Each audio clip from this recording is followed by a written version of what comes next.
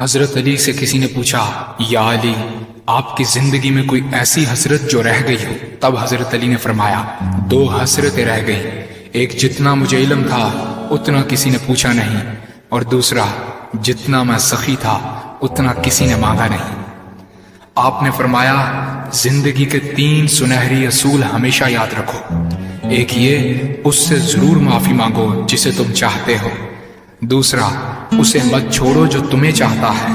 تیسرا یہ، اس سے کچھ نہ چھپاؤ جس پر تم اعتبار کرتے ہو۔ آپ نے فرمایا، دوست سے سنبھل کر دوستی کرو، ہو سکتا ہے وہ کسی دن تمہارا دشمن بن جائے، اور دشمن سے سنبھل کر دشمنی کرو، ہو سکتا ہے وہ کل تمہارا دوست بن جائے۔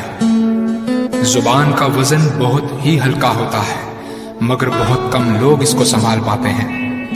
آپ نے فرمایا، جسم ایک دکان ہے اور زبان اس کا تالا۔ جب تالا کھلتا ہے تو معلوم ہوتا ہے کہ دکان سونے کی ہے یا لوہے کی۔ زندگی تیز ہواؤں کی مانند ہے، جس نے اس کی آندھیاں برداشت کر لی وہ کبھی غم کی گھٹا نہیں دیکھتا، سر سبز و شاداب باغ دیکھتا ہے۔ حضرت علی سے کسی نے پوچھا، یہ کیسے پتا چلے گا کہ جو پریشانی یا مصیبت ہم پر آئی ہے وہ اللہ کی طرف سے آزمائش ہے یا ہم پر اللہ کی طرف سے سزا ہے؟ آپ نے جواب دیا، جو مصیبت تجھے اللہ کی طرف لے جائے وہ آزمائش ہے، اور جو مصیبت تجھے اللہ سے دور کر دے وہ سزا ہے۔ حضرت علی کے پاس ایک یہودی آیا اور کہا، میں نے سنا ہے کہ آپ مسلمان جب عبادت کرتے ہو تو وسوسے اور خیالات آتے ہیں، جبکہ ہم عبادت کرتے ہیں تو ہمیں نہیں آتے۔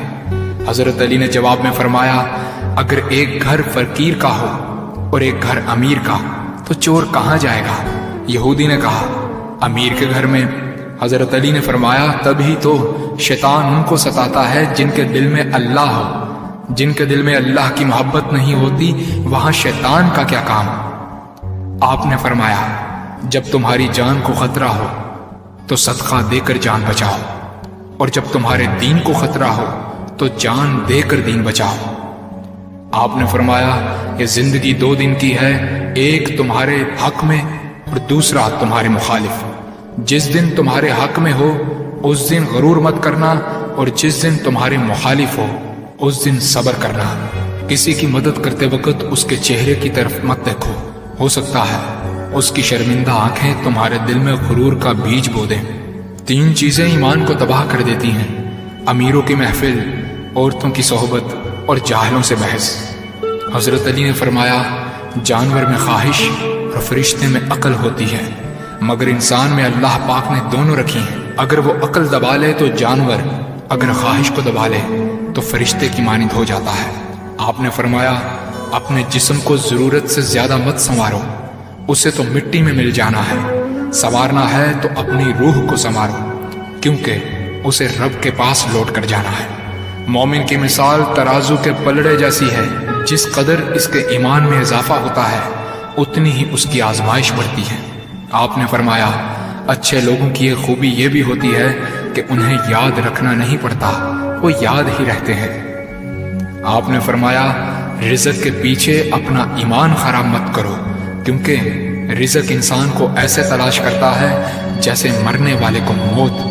حضرت علی نے فرمایا، رشتے خون کے نہیں احساس کے ہوتے ہیں، اگر احساس ہو تو اجنبی بھی اپنے ہو جاتے ہیں، اگر احساس نہ ہو تو اپنے بھی اجنبی ہو جاتے ہیں۔ ایک مرتبہ قصاب آواز لگا رہا تھا، تازہ گوشت ہے لے لو۔ وہاں سے حضرت علی کا گزر ہوا، قصاب نے آپ سے کہا، تازہ گوشت ہے لے جائیں۔ حضرت علی نے فرمایا، آج میری جیب اجازت نہیں دیتی۔ قصاب بولا، میں آپ سے ادھار کر سکتا ہوں۔ اس سے آپ نے ایک بہت حکمت سے لبریز جملہ ارشاد فرمایا۔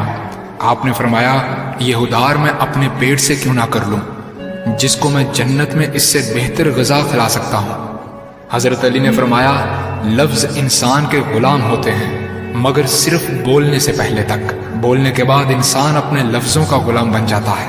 آپ نے فرمایا، کوئی تمہارا دل دکھائے تو ناراض مت ہونا، کیونکہ قدرت کا قانون ہے، جس درخت کا پھل زیادہ میٹھا ہوتا ہے لوگ پتھر بھی اسی کو مارتے ہیں۔ آپ نے فرمایا، کسی کا عیب تلاش کرنے والے کی مثال اس مکھی جیسی ہے جو سارا خوبصورت جسم چھوڑ کر صرف زخم پر بیٹھتی ہے۔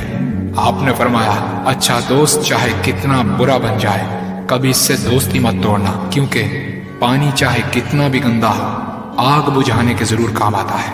آپ نے فرمایا زندگی کے ہر موڑ پر صلح کرنا سیکھو، کیونکہ جھکتا وہی ہے جس میں جان ہوتی ہے، اکڑنا تو مردے کی پہچان ہوتی ہے۔ دوست ہو یا پرندہ دونوں کو آزاد چھوڑ دو، لوٹ آیا تو تمہارا، نہ لوٹ کر آیا تو تمہارا وہ کبھی تھا ہی نہیں۔